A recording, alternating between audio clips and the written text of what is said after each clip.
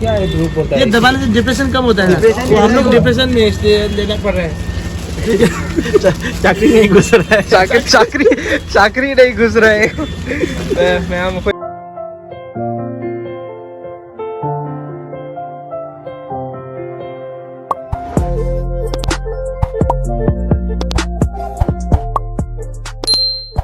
Hey guys, welcome to my channel and welcome to my another vlog. So guys, today we are going to Silchar. I'm going to Silchar saluge. Koi thok po na gari servicing so na koi matung na koi tholak pani na.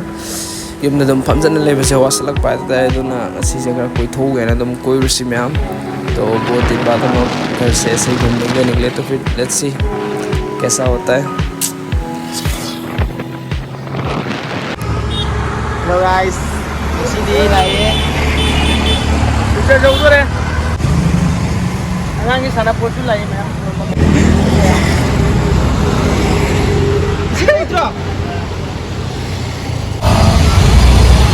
Traffic jam हुए ले रहे ma'am.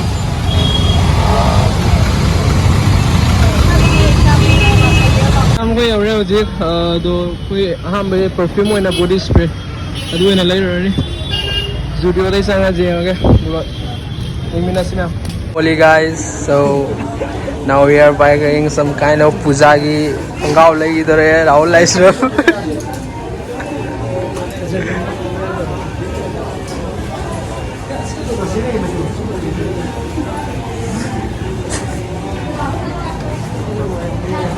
only 400 Antra. How is it?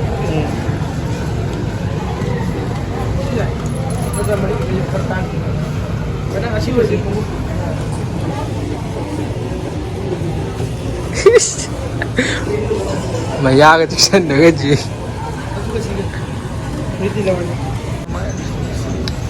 मैं हमको Judeo लाग ये perfume खरा ये perfume collection लाती है लोग्रे है हजे अखोई थोगे तौरे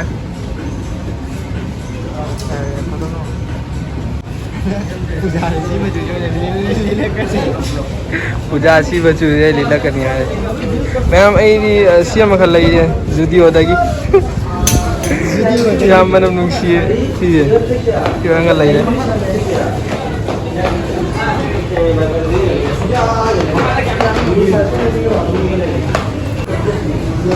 मैम पूजा की लोई शॉपिंग तो नहीं मैम को जी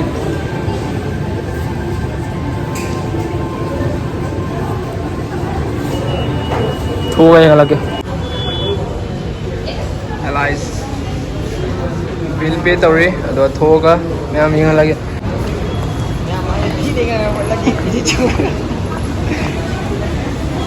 so मैम कोई थोएगा हजिक थोगा तो मुझ चंगुरगे अखोई अपामदि लेरमद्रे मैम कोई इरुला मुझ चंगगे हजिक जुडियो हेक मनाक्तनी हानगी कोई इरुला से हाने मतमदगी हमना चटलकप कोई केनि शॉप आइगदा मैम से तो मैम तो मचा मचा लेम चंगगा यंगलागे असिमु कोयल लगा पूरा राउंड तोरगा मैम सी परफ्यूम नि हजिक तैना लेरपदो माने मैम सिबे मैम बॉडी स्प्रे नि चंग नंबर तोरसे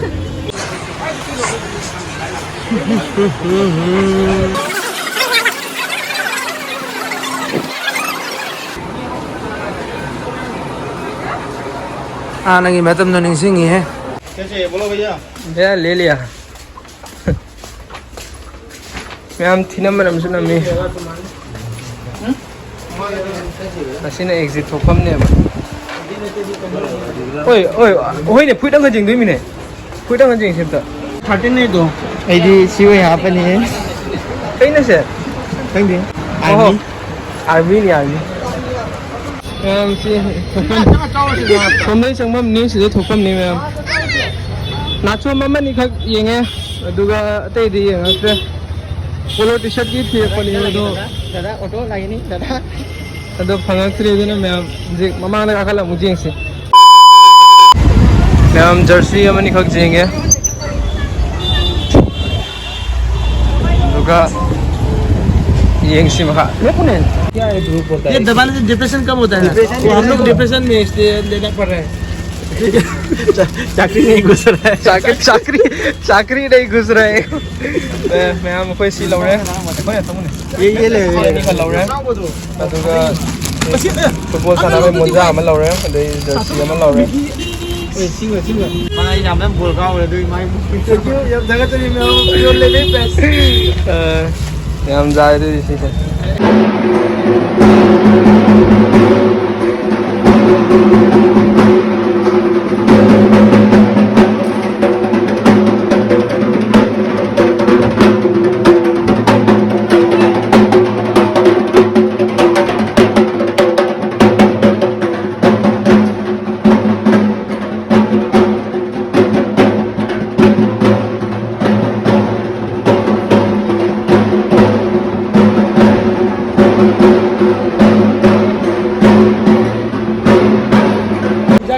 चाब ओइने चंगुरगे चाफम दोइने येंगसे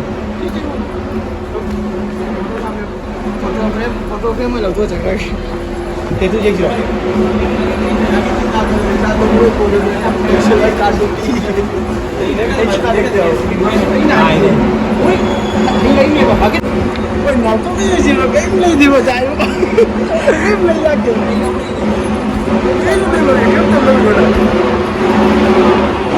KFC होई संगे से काना दे चलो चलो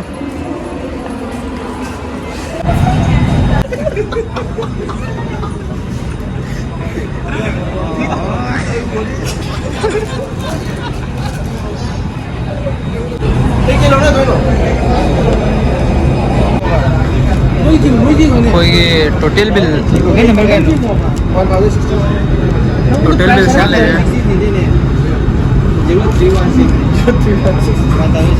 टोटल बिल से ले में हम तो गाड़ी में हम चला रहे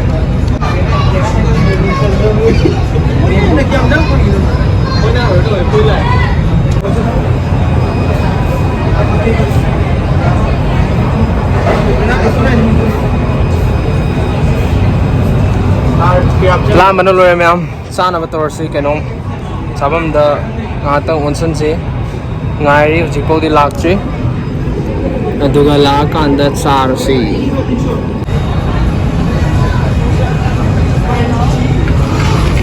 सिखाएगा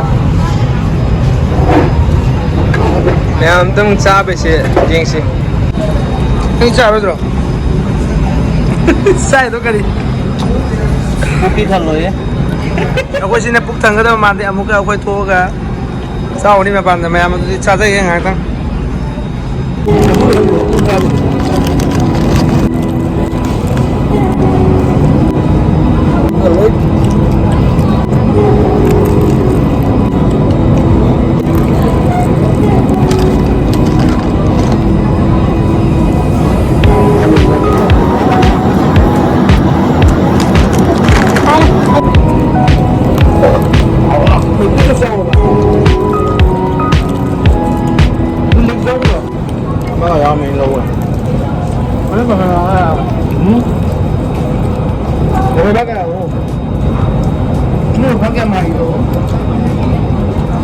combo ni ya. Mana lah kau jauh dekat gua je. Gua tahu tak. नून भादो में पानी को चाब लेके शुमकाय पे लेके आने खंजे Chas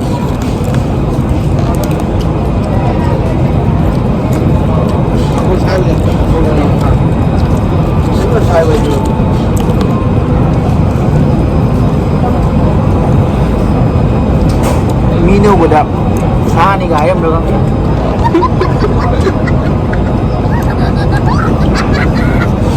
Mana dia nak keran ni? Kita bunyi di kamera dah jauh tu.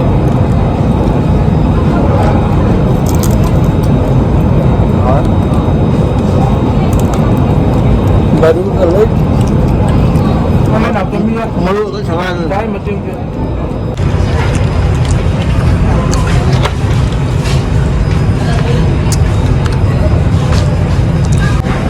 मखोदी जाम फजन चारे मरू से अबदी मरू का उठे मरू का लोई सजन का माल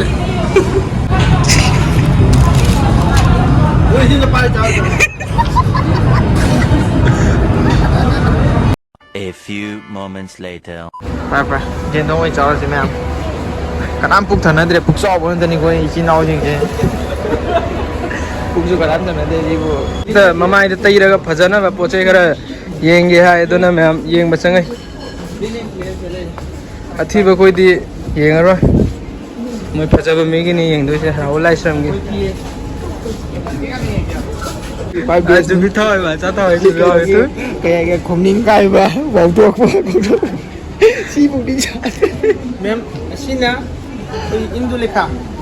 ซีฮิกเลยว่าทำมุสิงพากันอินโดเลคาชินเนบิวยังพาพี่ก็ตัวโปรเซสดีเลยเดรเลยว่าตัวยุ่งยี่โปรเซสกันเลยชันเลยพาร์เกชุนัตเตหายเลยเลยบุตรสมัยนั้นสินี่แม่ผมคุยกันซีโปรเซสเลยจะดีขนาดเซ่เอาไว้โปรเซสโลบอลเลยमुझे चक सारा ह्यूमन रो बने मसाज सोन गिरो नहीं तो सी गाड़ी भैया भैया ये गाड़ी हम लोग नहीं चला सकता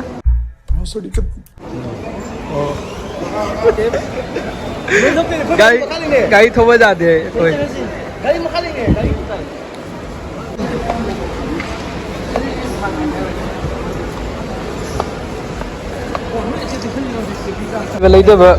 ꯌꯨꯝꯒꯤ ꯄꯣꯠ ꯆꯩ ꯈꯔꯗꯤ ꯂꯩꯔꯦ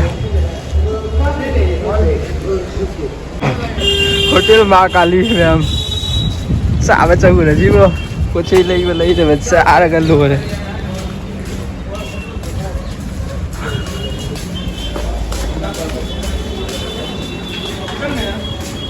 ꯑꯩꯈꯣꯏꯁꯦ ꯌꯦꯡꯉꯒ ꯌꯥꯝ ꯂꯥꯎꯏ ꯍꯥꯏꯕꯤꯒꯗ꯭ꯔꯥ ꯅꯠꯇ꯭ꯔꯒ ꯀꯩꯅꯣ ꯈꯪꯗꯦ ꯑꯗꯨꯕꯨ KFC ꯆꯥꯂꯣꯏꯁꯨ ꯄꯨꯛ ꯊꯟꯗꯅ ꯑꯩꯈꯣꯏ ꯆꯥꯛ ꯆꯥꯗꯔꯤ ꯍꯧꯖꯤꯛ ꯃꯌꯥꯝ चिकन थाली तौर नंग चंग्रो सो मनुंग रे नाउ तो मेजे नंग पुसला को होटल जे हाउदी हावे ओ ट्रिपल ओ होटल नि बया बया रखने का जगह ही नहीं तो टेबल को बेजान बड़ो हो गया बड़ो सी बड़ो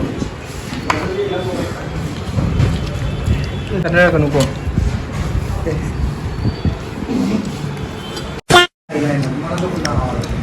भैया 2 बोतल और पानी दे देना KFC जो चाय चाक जो तेंग बो एक चाट होई करी न तो ये चाक चाक पूरा करो हां कोई बात मसीना मसी है मुझे तो चाक है हिंदू माने कोई चाक से चाट दे क्या पुक ठंडे है जरी बात हम हाव ले मन को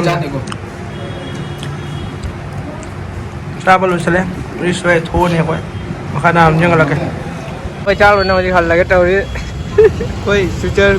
कोई बुलाएंगे चल चल लाइन हराओ बदल लो वीडियो में से ये चाक चाप दे लाइक KFC जाना समय नोंगने देबो चाक चाप मैया लई गके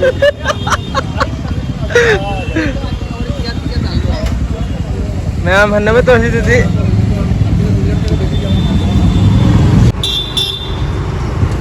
मैम तो जी चाबा थकवा कोई बोल रहे हटके थोड़ी पूजा की डेकोरेशन हो रहे उसी सिलचर दा अदुना कोई हल लगे थोड़ी उसी मैं मुखर जी यूं मन में तो रहे guys now we are going home because सुबह से निकल के घर से घूम रहे हैं तो अब तक थक गया तो इसलिए अभी हम लोग घर की तरफ जा रहे हैं फिर सी यू इन नेक्स्ट ब्लॉग तब तक ले सब लोग ठीक से रहिए और मेरी तरफ से बहुत सारा प्यार आप सबको यार ठीक है ना ब्लॉग इसी तरह अच्छा लगा बताओगे वेदर से हम हज़र है